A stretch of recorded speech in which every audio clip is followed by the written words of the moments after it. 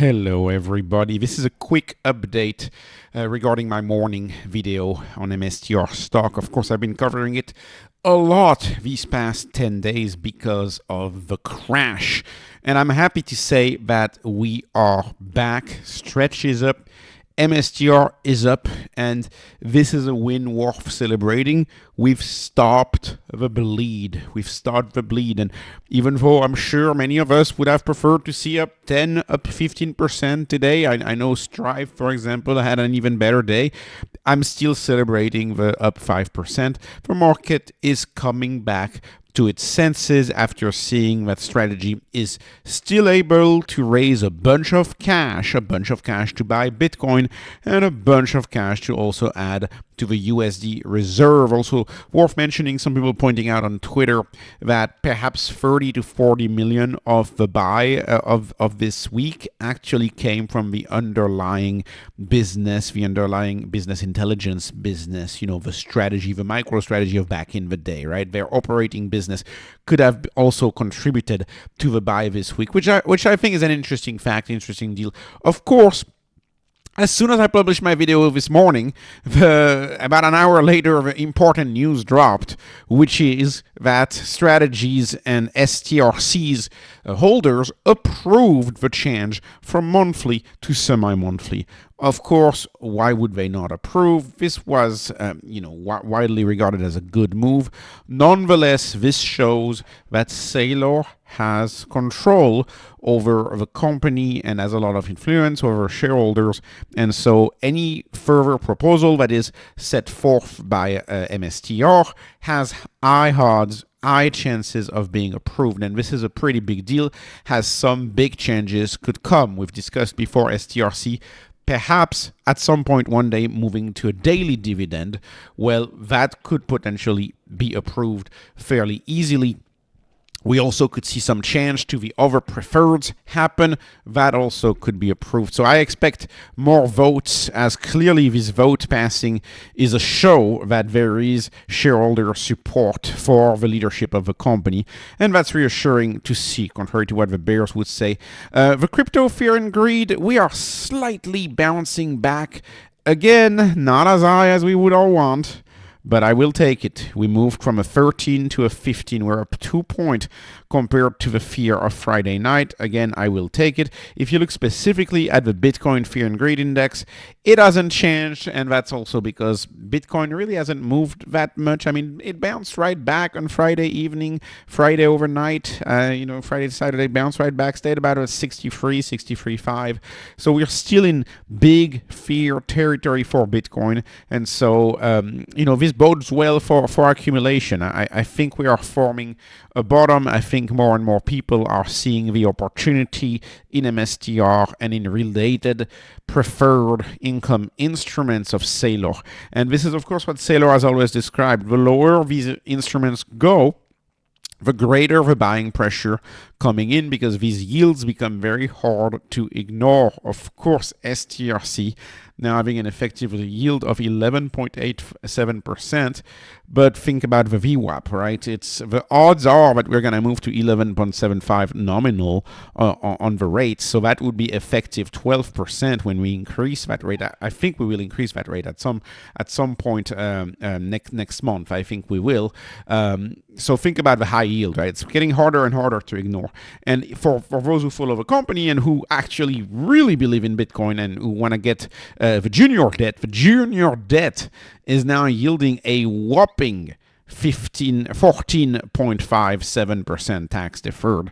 This has to be unbeatable out there, and this is getting noticed, I believe. And lastly, quickly talking about the mNAV debate. Of course, I like the way strategy calculates its mNAV.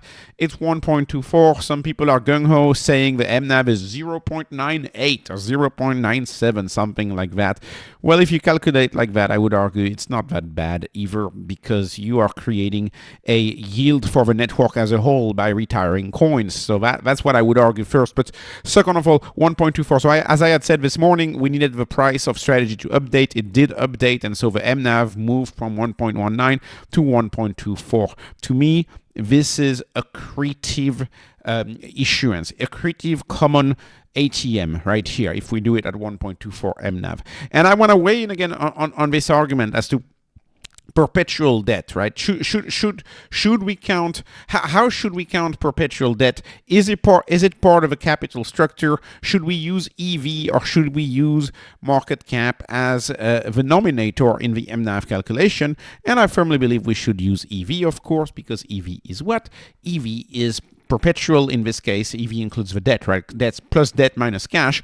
It's market cap plus debt minus cash. And of course, the preferred debt is perpetual. So that debt is forever. So that debt doesn't really need to ever be repaid. So it's very much closer to equity. And really, over the long term, the only debt that we care about is stretch, because we know that Sailor is going all in on stretch. And that stretch on debt, and I think this is a point that a lot of people have a hard time grasping, especially in TradFi, that debt is not going to stay 11.8% forever. In fact, when the rates drop, as confidence in Bitcoin grows, I have no issue envisioning 5 years worth of, every other month, maybe every quarter, a drop in the yield.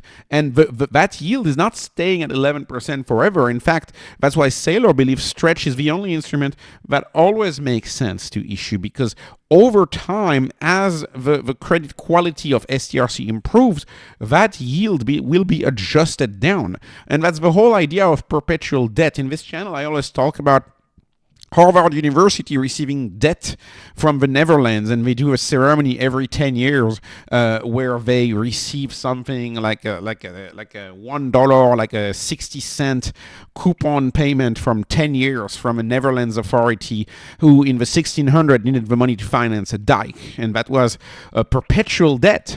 But you see the value of that coupon ended up being nothing hundreds and hundreds of years later. And I think part of a bit of strategy is imagining that the STRC payments will look like nothing in 50 years. They will feel like pennies in 50 years. That's the whole point, because of course the value of a currency is going to decrease tremendously, but the value of a Bitcoin is going to increase enormously. And MSTR is here, of course, to capture that delta. And as STRC and MSTR get recognized, that's why Sailor is trying to do all these things to get credit rated, etc. So jury is still as to whether it's a good idea or not. I think crypto and Bitcoin should create their own rating agencies. But eventually, as this debt gets recognized, as the market recognizes the value of stretch, as stretch consistently is able to drop to maybe to 97 and then bounce back to 100 in very little time. And as you do it more and more, people will have more confidence in stretch. And eventually the goal is for stretch to see its yield drop. And the yield of stretch could potentially drop to typical TradFi debt. So let's call it 6 and 7% these days.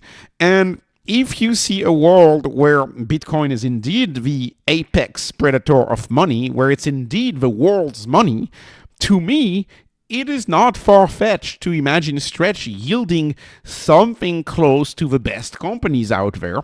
A case in point would be a company like Apple, and of course Sailor admires Apple. How many times has he praised Apple? Apple borrows, for the older debt, 2.2%. I guess the newer debt is in the 4-ish% range, but they borrow in line with governments. And if actually Bitcoin, it becomes consensus money, and that's of course part of the thesis in investing in MSTR, the more long-term thesis, then I have no issue seeing stretch as potentially a proxy for a risk-free rate. At one point, of course, this is way out in the future, way out down the road, and this requires epic success from Bitcoin. But Sailor fundamentally believes in this epic success of Bitcoin, and as investors in strategy, we may not have as high of a conviction as Sailor in this, but my conviction in Bitcoin is pretty darn high. Perhaps not as high as Sailor. I don't want to sell a kidney to buy Bitcoin, but it's up there. It's up there, and I think for a lot of people buying the instrument, it is up there. So, anyways, this adds kind of my opinion on this.